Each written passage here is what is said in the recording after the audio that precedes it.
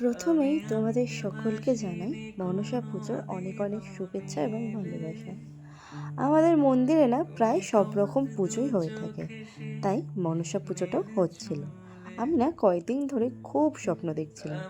মাঝখানে একদিন দুধ কলা দিয়েছিলাম, তারপরেও খুব স্বপ্ন দেখছিলাম। তারপরে একদিন স্বপ্ন দেখলাম যে মা নিজে আমার কাছে পুজো চাইলো। এর আগে কিন্তু আমি কোনোদিনও মনসা পুজো করিনি, আজই ফার্স্ট। আর আমি মন্দিরে স্নান টান করে গিয়ে দুধ কলাটা নিজেরটা নিজে সাজিয়ে নিচ্ছিলাম।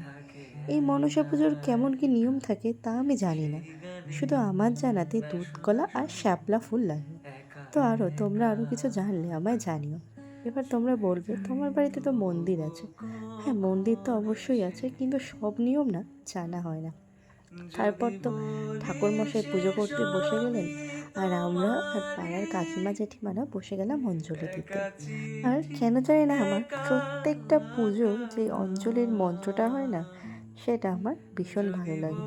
প্রথমে তো গঙ্গা জল দিয়ে কিছু একটা করে, তারপরে ফুল দিয়ে যে প্রার্থনাটা করা হয় সেটা না পুরো মন থেকে একটা শান্তি লাগে যখন লাস্টবার হয়। তোমরা কে কে বাড়িতে মনসা পুজো করলে আমাকে কিন্তু জানিও। পুজো করে এসে ঘরে দেখলাম বড়মা প্রসাদ দিয়ে গেছে। ছিল নাড়ু। আমি না আজীবন কোনো সময় না ওটাকে একদম ভালোবাসি না, কিন্তু খই আমার খুব পছন্দের, তো সেটাই খেলাম।